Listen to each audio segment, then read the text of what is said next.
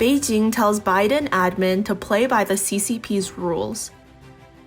Yang Jiechi, top diplomat of Communist China, was recently invited to a virtual event by the National Committee on U.S.-China Relations. He gave a speech warning that the Biden administration should play by the rules of the Chinese Communist Party, CCP.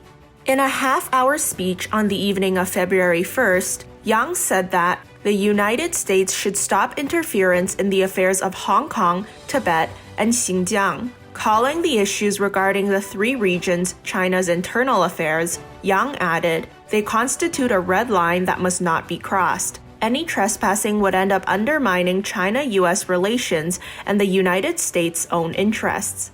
Yang also said that the United States should strictly abide by the One China principle with regards to Taiwan, a self-ruled island that Beijing claims is part of its territory.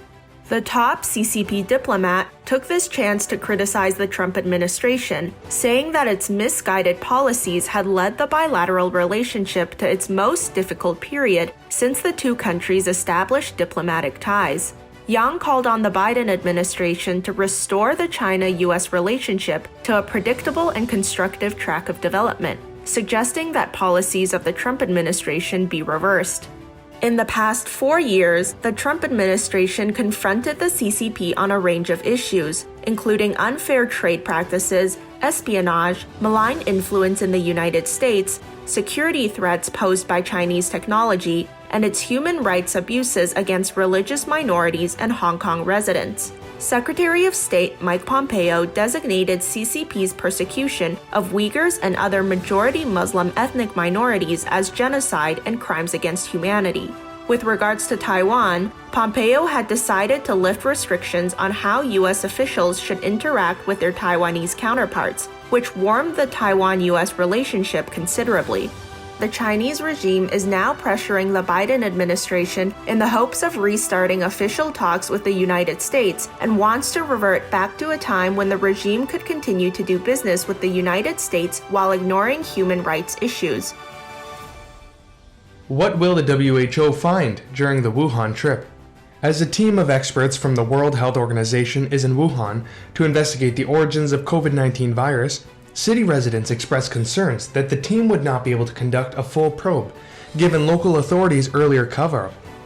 Zhang Hai, whose father died from COVID-19 last year, had urged the WHO team to speak with grieving families like his, who he said were being silenced by local authorities before the researchers were set to do fieldwork. "I believe that they must contact real bereaved families to know the truth of the outbreak, the true process of how the virus spread in Wuhan in January last year," Zhang said. "We have no chance to talk to them because the authorities don't allow us." He added that authorities have warned him not to post any sensitive information on social media. Another Wuhan resident, surnamed Yu, expressed doubts that the WHO team would be able to access vital information for the investigation, because they follow what Chinese authorities arrange and only visit and talk to the people who represent the government. A Wuhan resident surnamed Gao said that since the Huanan market, where the Chinese regime initially claimed the virus emerged, and other venues were cleaned thoroughly in the past year, he questioned what the WHO team could really see. Chinese authorities have forbidden reporters to approach the WHO team during its Wuhan trip, and have arranged a large pool of staff to surround and accompany them. So far, aside from a few posts on Twitter with generic information about the trip, the WHO team has revealed little about what they found.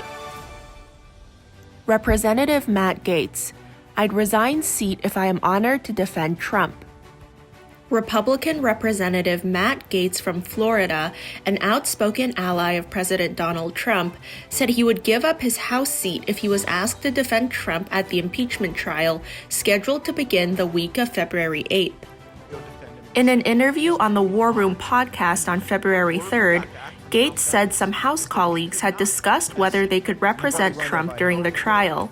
However, they were told by the House Committee on Ethics that they couldn't do so as sitting members of the House. Gaetz said, in order to be able to defend President Trump if he would be honored to do so, he would absolutely resign from the Congress where he has been holding his seat for Florida's 1st congressional district for 3 terms. Gaetz was also a vocal lawmaker who defended President Donald Trump during the impeachment inquiry last year. I love my district. I love representing them, but I view this cancellation of the Trump presidency and the Trump movement as one of the major risks to my people, both in my district and all throughout this great country. Absolutely. If the president called me and wanted me to go defend him on the floor of the Senate, that would be the top priority in my life. I would leave my House seat, I would leave my home, I would do anything I had to do to ensure that the greatest president in my lifetime, one of the greatest presidents our country has ever had, maybe the greatest president our country has ever had, got a full-throated defense that wasn't crouched down, that wasn't in fear of losing some moderate Republican senator, but that was worthy of the fight that he gave to the great people of this country for 4 years.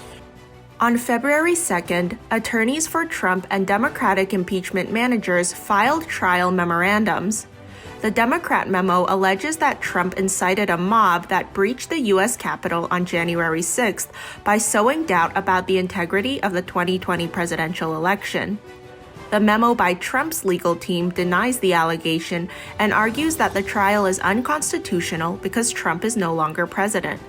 The memo reads, "The constitutional provision requires that a person actually hold office to be impeached.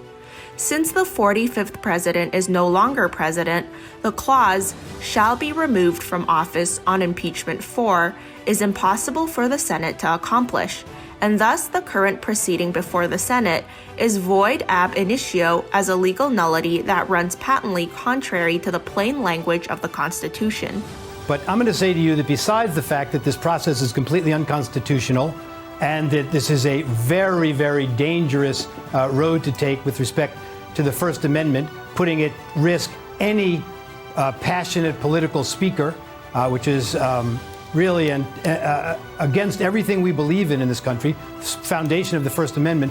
But I'm going to tell you, I think it's also the most ill-advised legislative action that I've seen in my lifetime. It is tearing the country apart at a time when we don't need anything like that. China. We media comments require license. The Chinese Communist Party is further controlling public opinion on the internet. Recently, many Chinese We Media platforms have received a government notification declaring that We Media must apply for a license called Internet News Information Services before posting comments related to politics, military, or economics. The policy was implemented after the national video meeting held by the Cyberspace Administration of China, CAC, on January 29th. The director of the CAC, Rong Wenzhuang, announced that the Network Supervision Department must take strict actions against We Medias that violate the policy as a warning to other We Media platforms. Xiaoling Ma, a professor at the Zhejiang International Studies University, posted a comment on his Weibo account, stating that personal Weibo accounts can no longer post original contents regarding politics, military, or economics. As an international issue researcher and columnist, Professor Ma lamented, "I was only left with entertainment." Facing another round of public opinion control from the CCP, Chinese-Canadian writer Xue Sheng said, "China has the strictest speech control system in the world. The CCP's actions show that the situation in China is rather severe." Sheng also indicated that in order to prevent any actual information from leaking to the public, the CCP will block all information dissemination pathways by any means necessary. According to the annual survey reports published by the Committee to Protect Journalists, CPJ, and Reporters Without Borders, RSF, Communist China imprisons the greatest number of journalists in the world.